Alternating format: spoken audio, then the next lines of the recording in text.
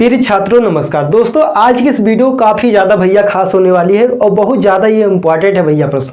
ठीक है दोस्तों, तो आज की इस वीडियो में हम लोग ओम का नियम और ओम के नियम का सत्यापन पढ़ेंगे। जी हाँ दोस्तों, और हाँ दोस्तों, आप लोगों से एक रिक्वेस्ट है, अगर हमारे चैनल पर नए आए हैं तो चैनल को सब्सक्राइब जरूर कीजिए। पहले आप सब्सक्राइब ना कीजिए, आप लोग इस वीडियो को शुरू से लेकर लास्ट तक देखिए और अंत में अगर आपको वीडियो अच्छी लगती है तो वीडियो को लाइक और चैनल को सब्सक्राइब जरूर कीजिएगा भैया। ठीक, चलिए शुरू करते हैं। देखिए दोस्तों, हम लोग ओम के नियम का समझेंगे, बिल्कुल दोस्तों रटेंगे नहीं, बिल्कुल समझेंगे। ठीक, देखिए ओम का नियम होता क्या है दोस्तों। ओम का नियम होता है कि यदि किसी चालक की भौतिक अवस्था अपरिवर्तित रहे, सिरों का विभवांतर भी तथा चालक में बहने वाली धारा आई परस्पर एक दूसरे के समानुपाती होते हैं, ओम का नियम कहलाता है। यानी दोस्तों आप अर्थात में लिख सकते हो, यहाँ पर आप अर्थात में लिख सकते हो, यहाँ पर अर्थात लिख दीजिए, यहाँ पर लिख सकते हो भी अंकानुपाती आई। ठीक, इतना लिख सकते हो।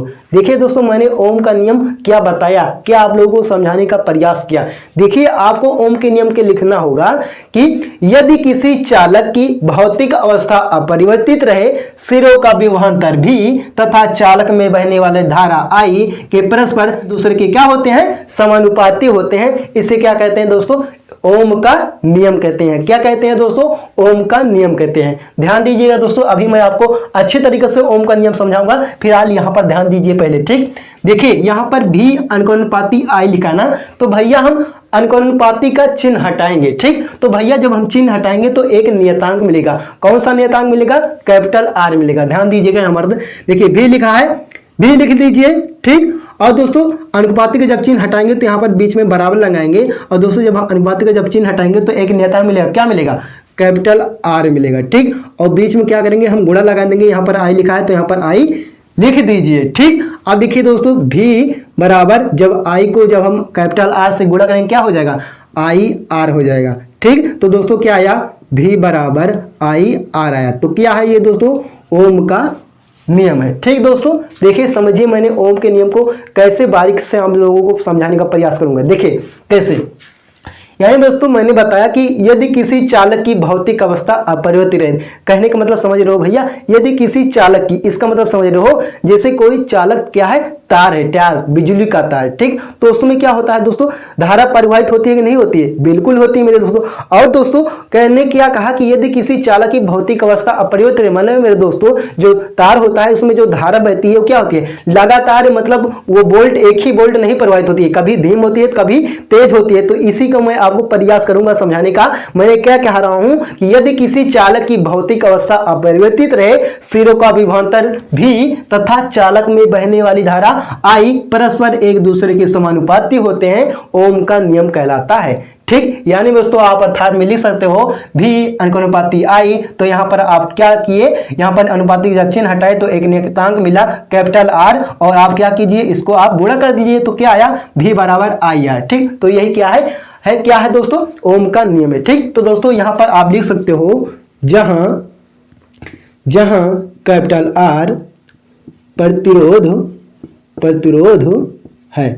ठीक, आप इतना समझ गए। चलिए मैं आपको आशा करता हूं कि आप लोग समझ गए होंगे। ठीक, अब बात आती है ओम के नियम के सत्यापन की।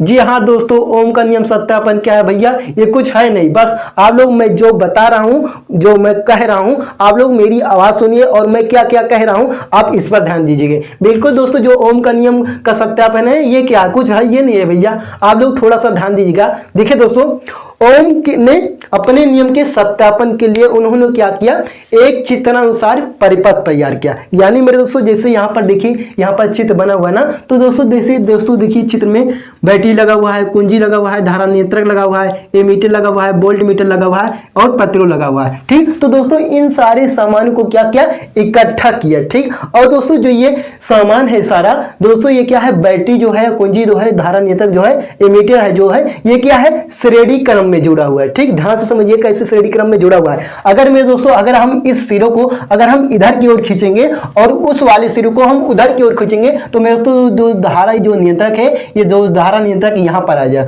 तो हमारा श्रेणी क्रम बन जाएगा।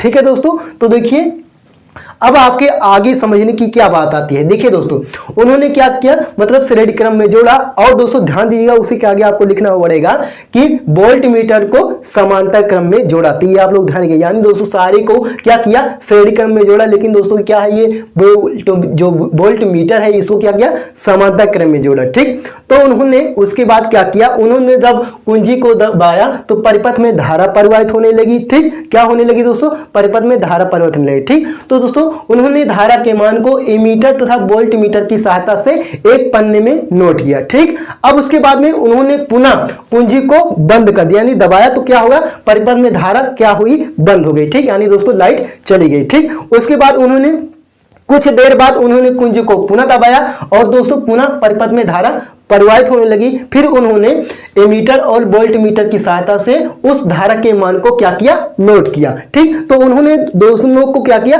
अंतर देखा। ठीक, फिर उसके बाद उन्होंने क्या किया, उन्होंने जब धारा को x अक्ष पर ले गए और दोस्तों विभवांतर को y अक्ष ले गए तो उन्होंने देखा कि क्या है, ये एक सरल रेखा बन रही है। ठीक, तो उन्होंने देखा कि यह सरल रेखा बन रही है, तो इसलिए मेरे दोस्तों ओम के नियम का हमारा पालन हो रहा है। यानी दोस्तों कहने का मतलब, अगर मेरे दोस्तों यहाँ पर सरल रेखा बनी तो ओम के नियम का पालन हुआ, अगर दोस्तों यहाँ पर सरल रेखा न बनती तो ओम के नियम का पालन न होता। ठीक, तो इसी प्रकार से ओम ने अपने नियम का सत्यापन कर लिए। इन्होंने इन्हीं सारी चीजों को आसान तरीके से बताया था। ठीक, तो दोस्तों आशा करता हूँ कि मेरे जो समझाने का जो तरीका है आप लोगों को काफी ज्यादा पसंद आया होगा और कुछ सीख मिली है, कुछ जानकारी मिली है मेरे दोस्तों। तो इस वीडियो को आप लोग ज्यादा से ज्यादा शेयर कीजिएगा जरूर। ठीक, चलिए दोस्तों फिर मिलते हैं किसी नेक्स्ट वीडियो में, तब तक लिए बाय दोस्तों।